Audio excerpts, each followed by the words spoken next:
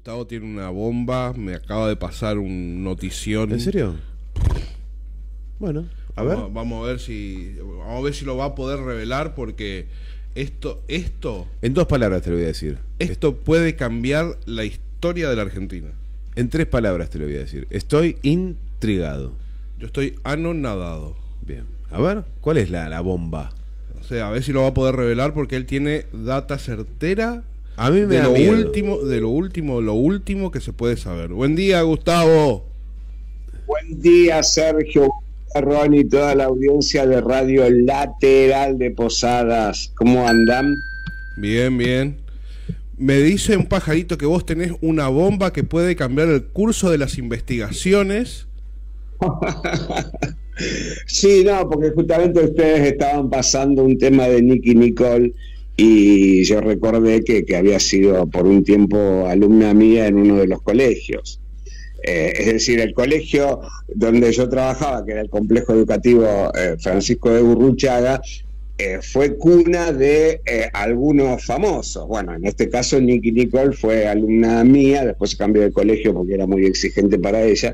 Pero después no solamente Nicky Nicole, sino también 2 cuadros de una agrupación política de Rosario Ciudad Futura, Juan Monteverde y Pedro Salinas, que son muchos referentes y concejales, y Ana Martínez, que también es una concejal que fue alumna mía en el terciario. Es decir, que formo diversos tipos de actores también de acá de los teatros rosarinos, así que bueno, han pasado algunos famosillos por mi actividad docente. Entonces podemos aseverar con toda certeza que tenemos en el aire y en las filas de Radio Lateral a un formador de cuadros políticos y formador de artistas argentinos de exportación. Sí, nunca me había pasado algo como lo de Nicky Nicole, que trascendiera a nivel nacional y casi internacional. No, Nicky Nicole es internacional, es la exponente más grande del trap argentino en el exterior, la femenina trapera más conocida en el mundo exterior y sus alrededores. Claro, exactamente. Así que bueno, fue una grata noticia. Yo la recordaba así de cara cuando empezó a trascender, que estuvo, dije, bueno, yo la tuve como nombre, y después en el colegio me lo confirmaron. No es ese el nombre, ¿no? Se llama Nicole Cuca o Coca, una cosa así, o Cuco, una cosa así, el apellido. Bueno, yo, Gustavo, fui trapero muchos años, sí, pero eso no me dio fama ni dinero. No, vos no fuiste trapero, fuiste trapito. Porque no estuviste bajo mi educación. Claro, ahí está. Pasa que Sergio no fue trapero, en realidad fue trapito. Qué genial, qué genial. Bueno, sí, son cosas que pasan, ¿no? Que algunos pueden lograr fama sin que yo haya intercedido en absolutamente nada en eso, pura casualidad. Claro. Bueno, Gustavo, muy buena introducción, muy buena introducción. Así ya pasamos de largo esta pregunta incómoda que te iba a hacer acerca de estas extrañas palabras que utiliza el santo mártir Peperino Pómoro, y estamos frente a un licenciado en letras. A mí me da vergüenza, pero Ronnie se justifica, se excusa y dice, esto es de otra época, de otra dimensión, de otro momento.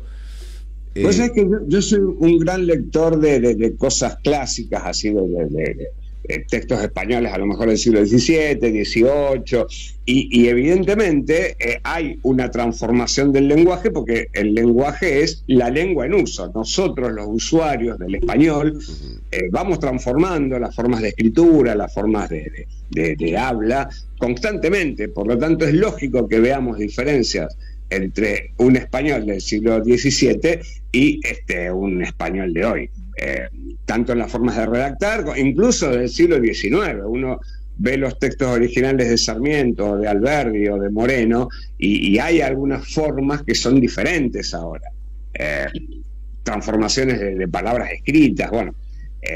Por lo tanto, eso es natural. No me quiero imaginar en la época de Peperino Pómoro, ¿no? que ya ni siquiera existía el español, supuestamente. Claro, supuestamente. Ni la Torre de Babel, ni nada de eso.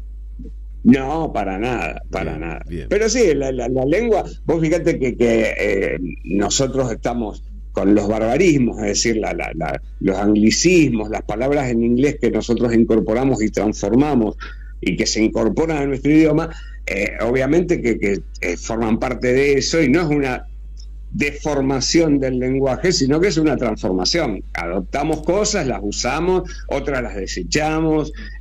A veces algunos se lamentan por la pobreza del lenguaje actual de adolescentes y jóvenes que a lo mejor no tienen la capacidad de sinonimio, no conocen sinónimos de muchísimas palabras, o que el lenguaje... Bueno, pero es una forma de transformación también. Claro. Se incorporan algunas palabras, se desechan otras. Claro. Ya ingresando en el terreno de la agenda que has elegido, claro, todo se trata de lo que decimos, declaramos, y bueno, y Cristina declarará mañana. Mañana declara Cristina a las 9:30 por el juicio en su atentado. Un datito curioso que yo te mandé el domingo fue que, Santiago Giorgetta, de la consultora Proyección, trabaja mucho con mesas de votantes de Milei, votantes de Massa, votantes del PRO, con sondeos de opinión. Y de esos sondeos de opinión surgió un dato que para mí fue como un escándalo, una alarma. Un 30% de las personas que participan en esas mesas de sondeo desconocía que se había atentado contra Cristina. Es decir, un 30% de las, que a lo mejor pueden ser 7.000, 8.000, 10.000 personas que participan de esos sondeos, desconocían que habían atentado contra la vida de la ex vicepresidenta. Es algo que llama muchísimo la atención, porque uno puede ser distraído con los detalles o puede ser manipulado con respecto a un montón de cosas, pero desconocer uno de los hechos más trascendentes de los últimos 40 años de la vida argentina es realmente preocupante. A ver, uno por ahí puede escuchar algún votante que dice, bueno, yo decido mi voto en el cuarto oscuro, veo las boletas, elijo, los temas de agenda que manejan los medios de comunicación dominantes, evidentemente provocan, y también el descuido del ciudadano, porque uno no pretende reinstaurar o instaurar una especie de voto calificado, pero sí apelar a la responsabilidad ciudadana con respecto a la información que se tiene sobre los hechos de todos los días. Entonces ya desconocer algo que fue trascendente, la verdad que llama poderosamente la atención. Bien. Sí, bueno, es muy llamativo. Bueno, imagínate los detalles que vamos a dar ahora con respecto a este juicio que se está llevando a cabo, que declaró Fernando Sabac Montiel, Brenda Uriarte, y ahora va a declarar Cristina Fernández de Kirchner como testigo víctima de ese atentado. Y también es querellante, ¿no? Sí. ¿Cómo? También es querellante. Es querellante, por supuesto, ella, claro. Ella actúa. Lo que pasa es que, a ver, la jueza Capuchetti, María Eugenia Capuchetti, caratuló la causa como si hubiera sido el robo de una bicicleta, que es como una pena casi vecinal, como una cuestión, no como un magnicidio con la trascendencia que tuvo ese atentado, sino como una señora paqueta de Recoleta que iba con su bicicleta y se le intentaron robar.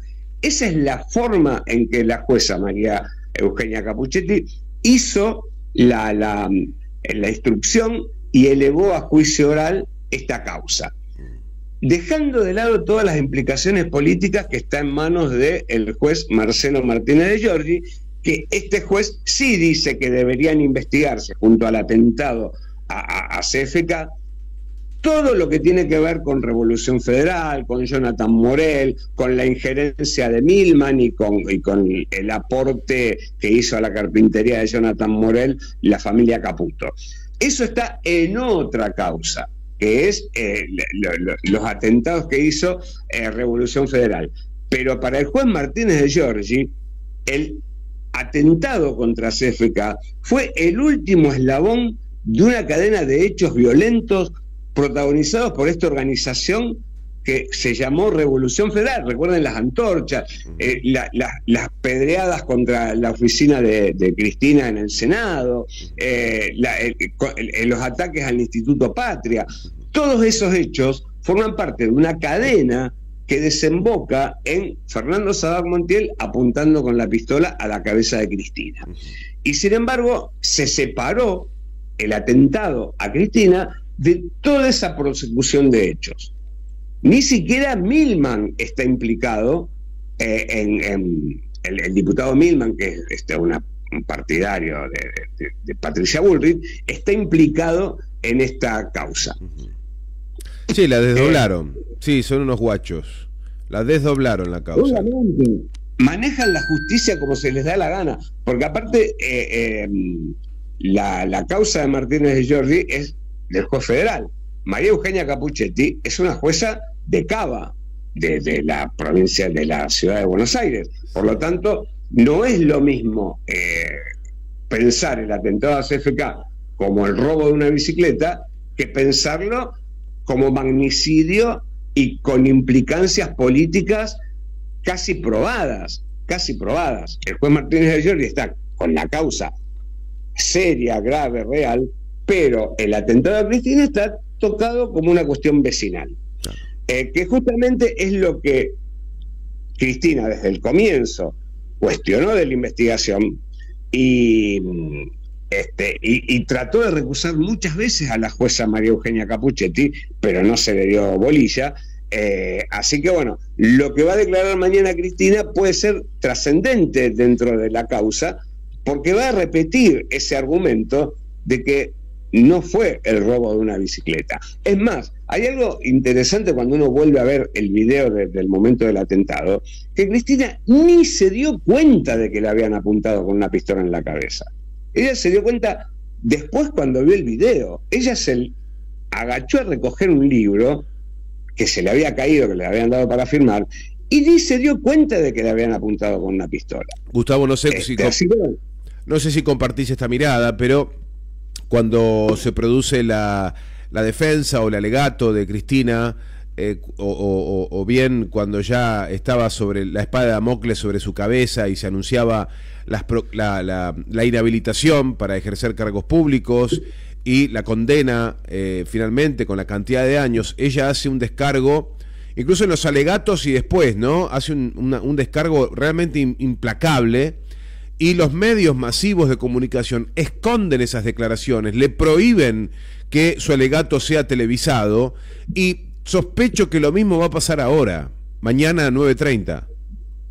Obviamente, los medios nacionales, así de los que ya sabemos, ¿no? La Nación Más, TN, América 24, ni siquiera, porque el contexto del atentado a Cristina es cuando el fiscal Luciani hace todo su alegato falaz, absolutamente falaz, y uno podría decir que es nulo de toda nulidad desde el punto de vista de que el tipo hace su alegato no en base a lo que se había discutido durante 3 años en el juicio, sino con pruebas nuevas, algo que está absolutamente prohibido, porque el alegato es tomar las pruebas que se recogieron durante el juicio y hacer a partir de eso el alegato. El tipo puso pruebas nuevas porque las pruebas que se habían recogido durante el juicio la tenían a Cristina como inocente. Es más, el propio juez Jiménez Uriburu, cuando firma su sentencia, dice: no hemos encontrado pruebas,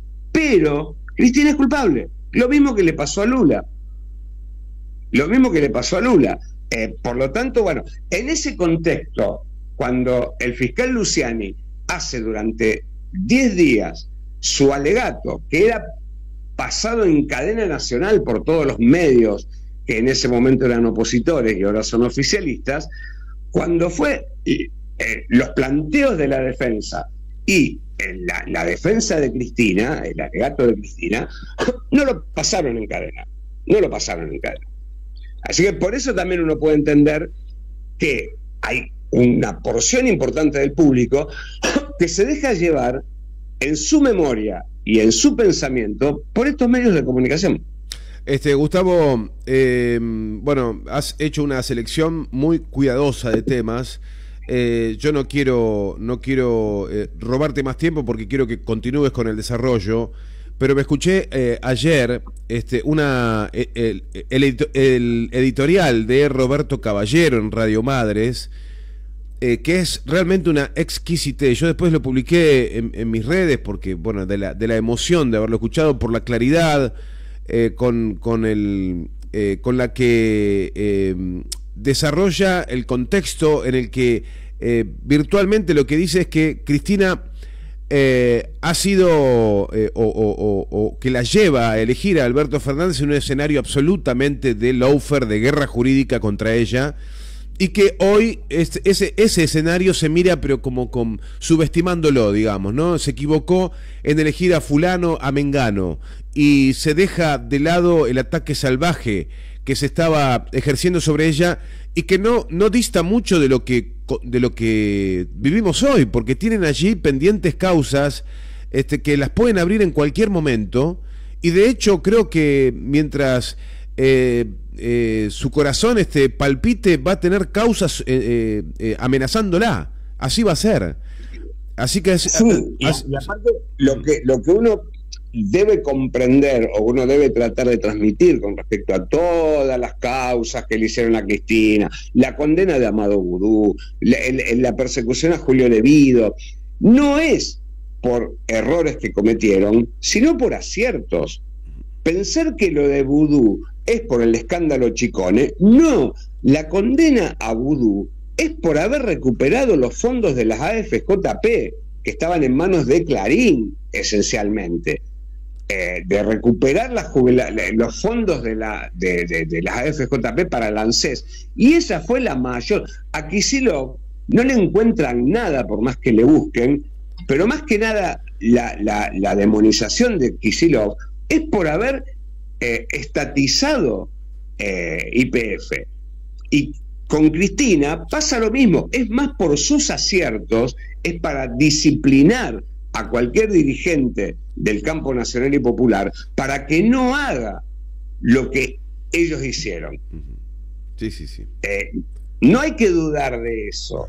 Se los condena por los aciertos y no por los errores. Por eso la causa de vialidad, que todavía la sentencia no está firme porque hay varias apelaciones y que están en decisión de la Corte Suprema de Justicia, es un proceso judicial totalmente anómalo. Primero, que ya se había juzgado en la justicia federal de Caleta Olivia y Cristina había salido indemne porque no tenía responsabilidad en nada de eso. Se lo pasa al Foro Federal porteño, a Comodoro Pi, por injerencia de Julián Ercolini, que es el mismo que tiene la causa de los seguros contra Alberto Fernández, y fue el mismo que retuvo la denuncia de Fabiola Yáñez hasta ahora. Julián Ercolini, que fue el mismo del Lago Escondido, pagado por Clarín, que fue a la estancia de Joe Lewis. Es decir, estos jueces del lawfare son aquellos que arman, desarman, sobreseen o condenan a los que pertenecen a un campo o al otro. Macri debería estar en cana con 27 cadenas, pero los jueces de Comodoro Pi lo han sobreseído de manera permanente. Con este sistema judicial y mediático no podemos construir jamás un país justo. Te libero para el desarrollo de los temas seleccionados. Gustavo, la caída de la imagen de Javier Milei.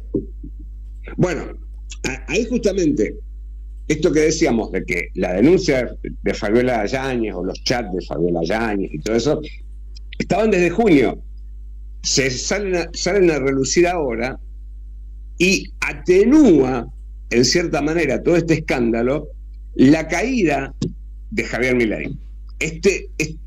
Cuando nosotros cuestionamos los fondos reservados de la CIDE que rescata Javier Milei, esos fondos reservados operan para esto precisamente, para adornar jueces, para adornar medios de comunicación, para adornar a los trolls de las redes sociales, para poner en tema algo que es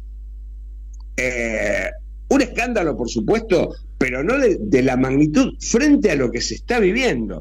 A pesar de todo eso, las consultoras están viendo una imagen positiva de Milei que bajó hasta el 40%,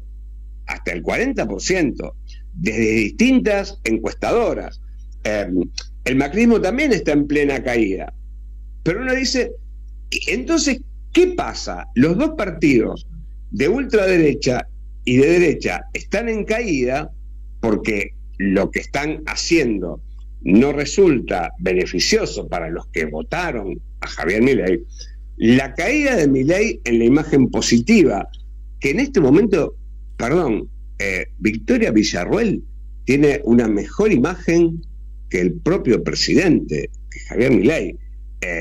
Y hay también una caída en el optimismo del público, que decía, bueno, este es el sacrificio necesario para que tengamos un país, Eso que se sostenía hasta antes de mayo, ahora se está rompiendo. No hay expectativas a futuro con respecto a esto, porque lo que están viendo es un deterioro permanente y no medidas que apunten a que ese deterioro vaya disminuyendo, sino que se profundiza.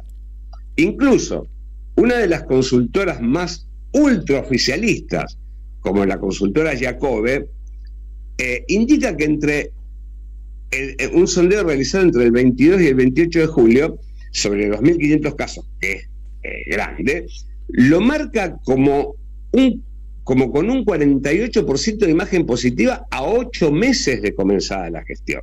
Y una suba, y eso es lo más importante, de más de 40 puntos, 41,2, de la imagen negativa. Y solo menos del 18% considera que Javier Milei cumplió con sus promesas. Lo cual es alarmante para el gobierno, pero siguen adelante, porque esto...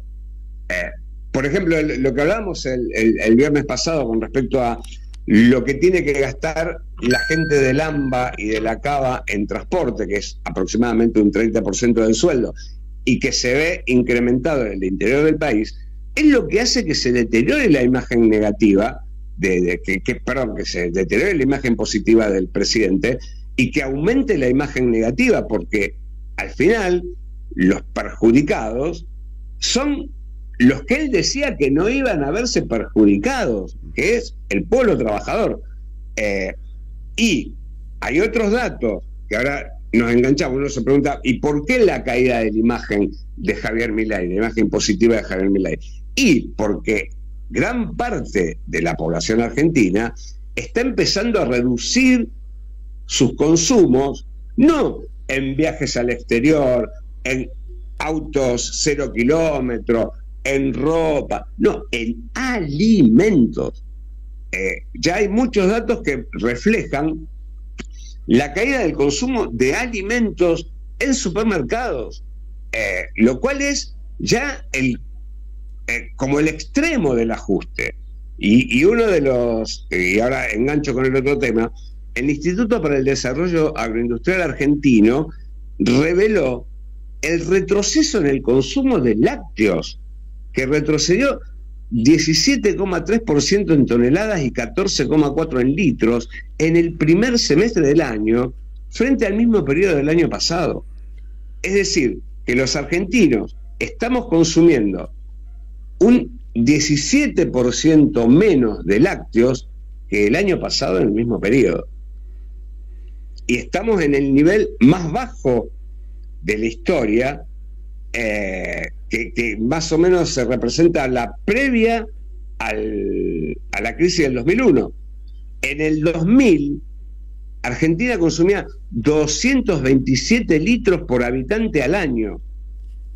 Después de la crisis caímos a 179 litros y ahora estamos en 156 litros por habitante por año. Ahora.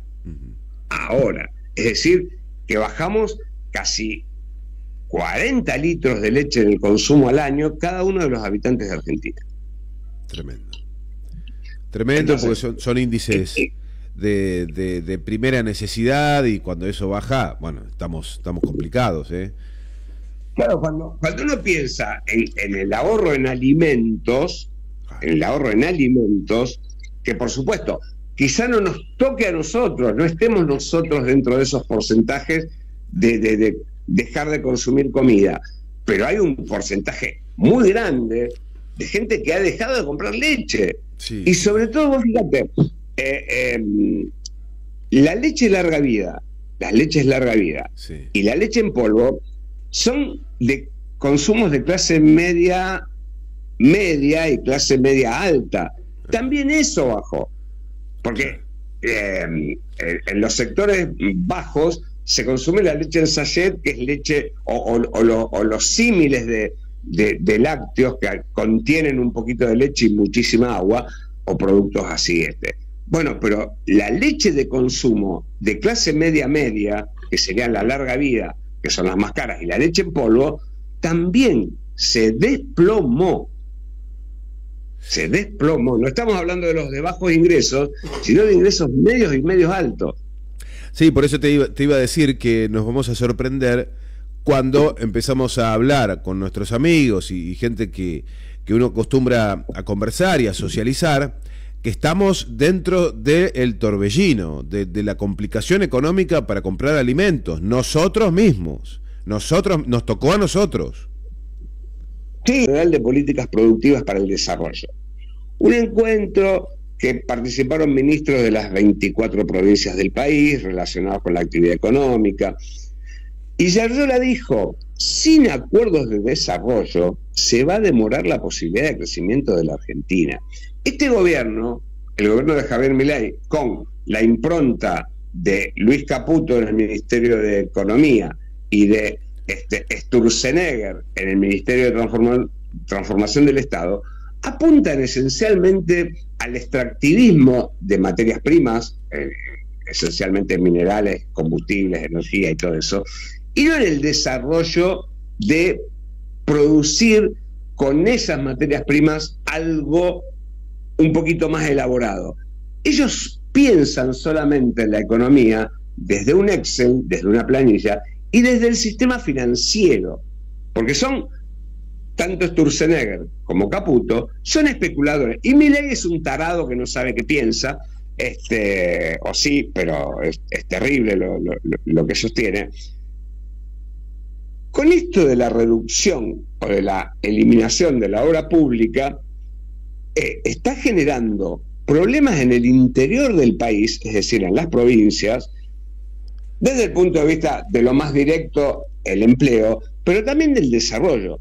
Dijo Yarlora, sin gasoductos, sin trenes, sin apertura al Asia-Pacífico, sin desarrollo industrial de las materias primas, el país dentro de 20 o 30 años va a ser un país lleno de hambrientos con heladera llena. Es decir, con todos los recursos que tiene Argentina, no debería haber hambre, pero con este sistema económico que está planteando Javier Milei, vamos a ser hambrientos con todos los recursos al alcance de la mano.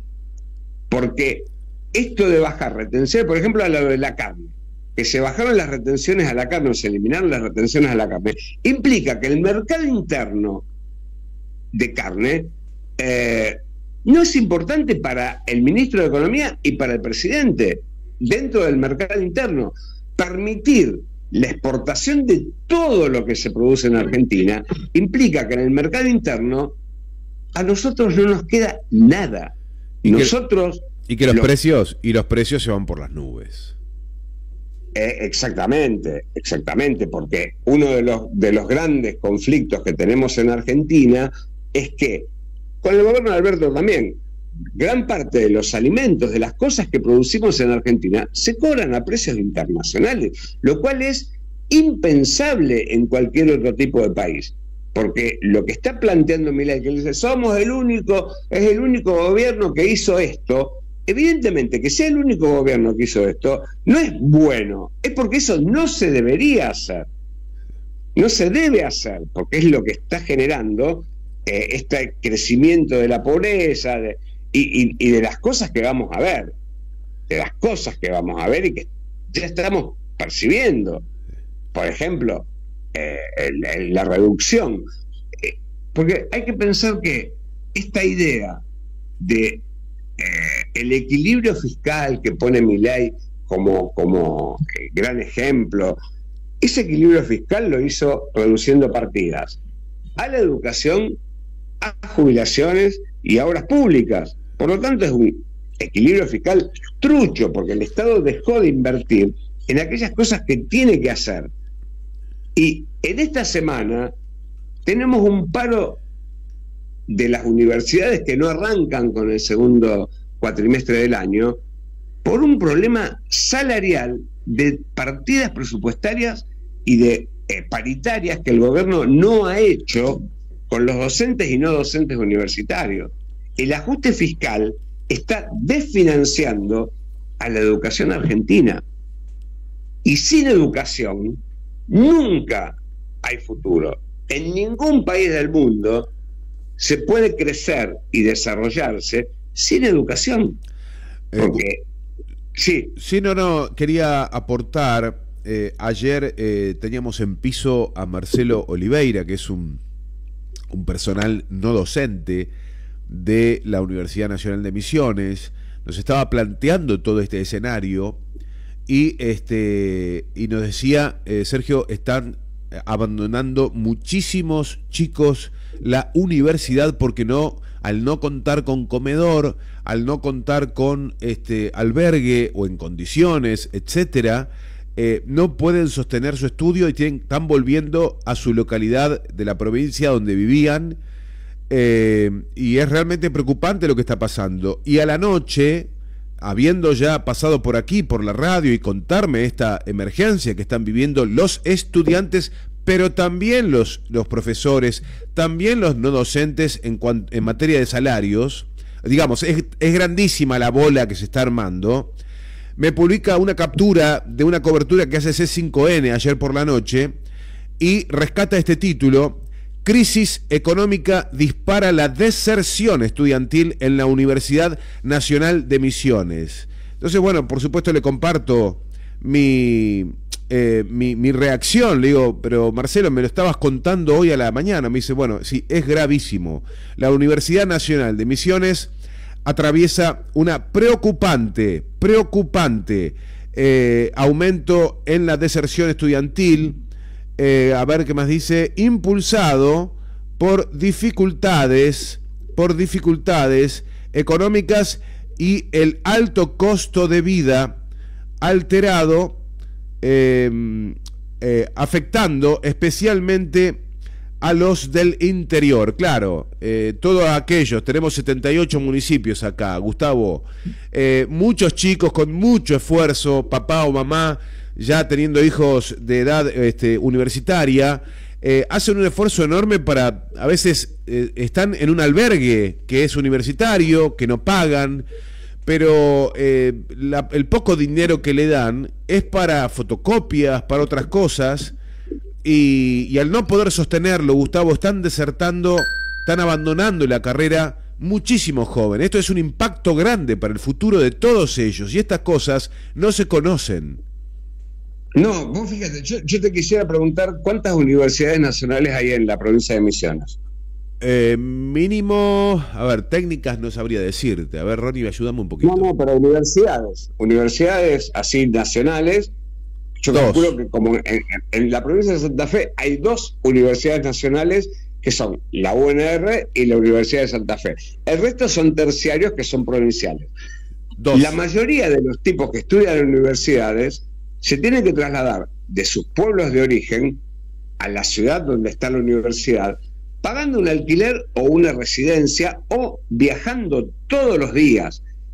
En ambos sentidos, los que viajan todos los días o tienen que alquilar para estar en Posadas o en Rosario, gastan fortunas, porque el boleto universitario, que a lo mejor en una época, hasta el año pasado era gratuito en la provincia de Santa Fe, ahora se empieza a cobrar, el gasto de transporte, de traslado, es enorme. Claro. Y obviamente que la dificultad para acceder al estudio universitario es muy grande, porque solamente pueden aquellos que pertenecen a una élite con salarios que les sobra para bancar o un alquiler en Posadas o en Rosario o en Santa Fe, o el transporte todos los días, o que tengan un auto. O sea que hay que tener muchísima plata para bancar un hijo estudiando en una universidad. Sí. Ni hablar de los otros gastos que son de fotocopias, de libros o de qué sé yo, computadora para poder hacer un trabajo práctico. Sí. Pero si el gobierno nacional no pone el eje en lo importante de la educación universitario-terciaria, no hay futuro. No hay futuro. Y el discurso que se traslada desde los medios de comunicación hegemónicos es que hay muchísima gente que no estudia en las universidades. Sí, pero se atienden con médicos que estudian en la universidad pública. Si tienen que hacer alguna reforma en la casa, tienen que consultar a un arquitecto, a un ingeniero. Los ingenieros que plantean rutas, puentes, etcétera. Los ingenieros agrónomos que generan desarrollo para los campos. Es decir, que si están desfinanciando la universidad pública, el futuro va a ser la ausencia de profesionales. Sí. Absolutamente. Y además, gran parte de los docentes están por debajo de la línea de la pobreza.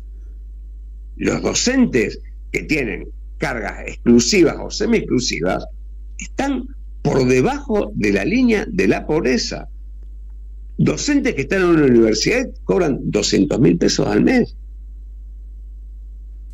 Por lo tanto, esta recomposición salarial que hizo el Ejecutivo, con un 3% para agosto y 2% para septiembre, cuando en realidad los docentes están como un 40 o 50% atrasados con respecto a la inflación de noviembre, desde noviembre para acá. Ni hablemos de en las provincias, a lo mejor puede haber diferencias, pero también un maestro de primaria también está por debajo de la línea de la pobreza. Al no haber inversión en la educación pública, estamos verdaderamente en problemas. Y yo me acuerdo de los 90, cuando en los 90, con el gobierno de Menem, se decía, bueno, lo que no podemos desarrollar acá lo importamos, ¿para qué hay que arancelar a las universidades? Porque son poquitos los que estudian.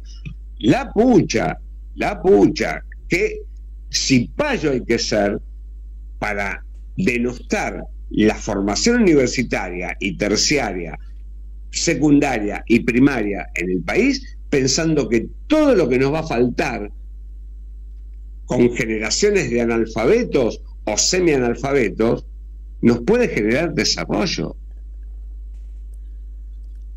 Exportando materias primas no vamos a tener un país desarrollado, el país que supuestamente deberíamos ser.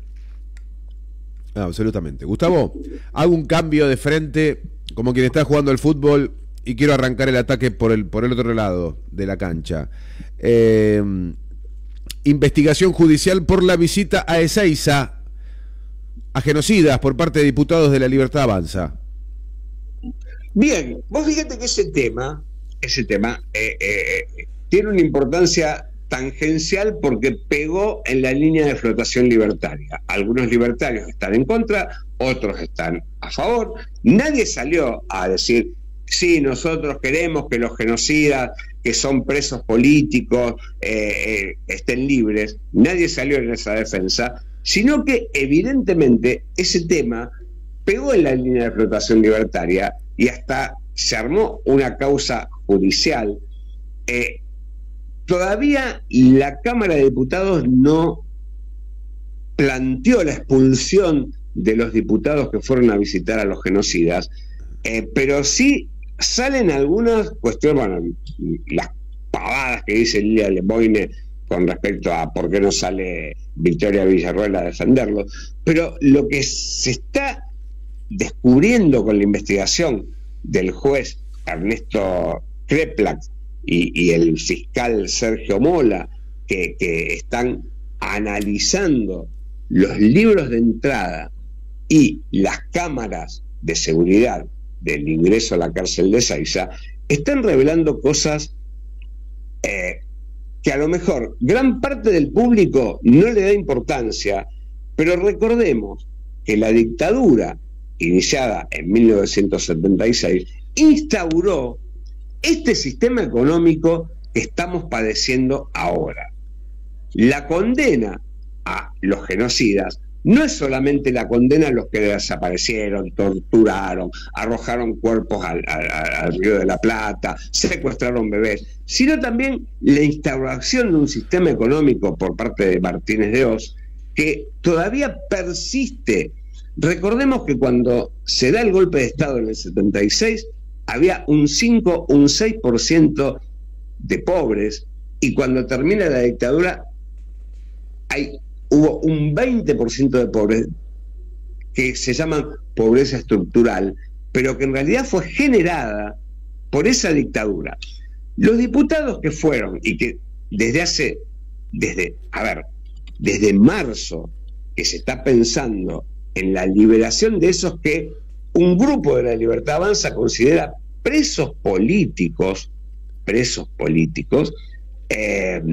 vos fíjate, hay la denuncia que hizo la diputada de la Libertad Avanza, Lourdes Arrieta, revela que el 11 de marzo a las 11:08, el cura y abogado Javier Olivera Rabasi, que es hijo de genocidas,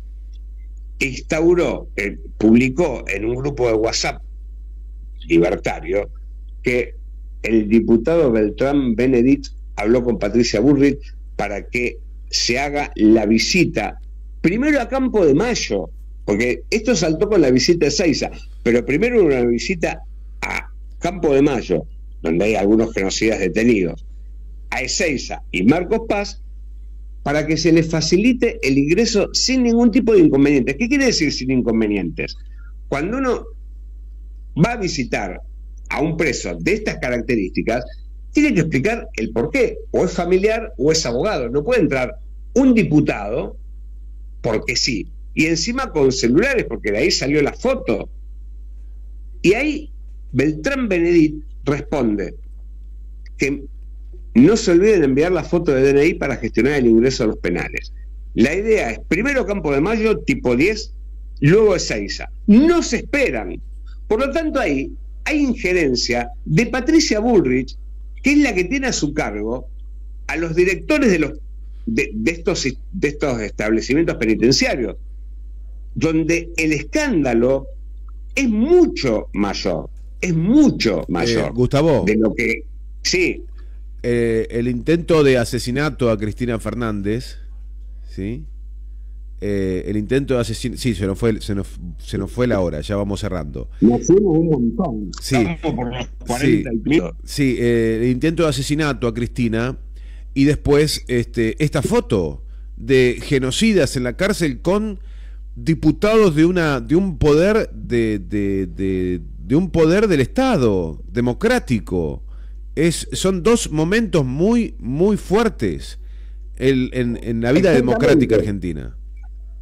Exactamente, porque estos diputados, que incluso no de la mano de Victoria Villarroel, sino desde otro lugar de la Libertad Avanza, gestionaron estas visitas para mostrar a estos genocidas como pobres viejecitos que están condenados injustamente y desde su participación política. Son inocentes que están presos de manera injusta, y esto es lo que no entra en discusión desde los medios de comunicación hegemónicos, porque por ahí te aparece una Lilia Lepón que dice, bueno, cualquiera tiene derecho a visitar a quien quiera. No, yo puedo ir a visitar a un preso para llevarle una torta, para llevarle, qué sé yo, caramelo, pero no para gestionar por su liberación, por gestionar un indulto, que es lo que realmente buscan. Tanto Victoria Villarroel, que no lo dice públicamente, pero sí muchos de la Libertad Avanza. Y ahí se produce una división muy grande. Claro, tal cual, tal cual. Gustavo, se nos fue el tiempo, pero retomamos, ¿te parece el viernes? El viernes sí, quedamos con esta cuestión que es también muy grave, que es la reprivatización de las generadoras y distribuidoras de energía en nuestro país. Bien. Que lo vamos a tener en cuenta para el viernes. Dale, perfecto. Gustavo, gracias por estar con nosotros. Gracias por la paciencia, me tienen que pagar horas extras porque nos fuimos como 15 minutos más de lo que correspondía, pero bueno, nos encontraremos el viernes y bueno, les agradezco un montón el espacio. Al contrario, nosotros somos los agradecidos. Gustavo, que tengas una linda tarde, te mandamos un abrazo grande. Abrazote para todos. Hasta pronto. Gustavo Rosa, licenciado en Letras, periodista desde Rosario, compartiendo con nosotros esta columna de Panorama Político. Sí, se nos hizo muy extensa, pero mirá, no tiene desperdicios.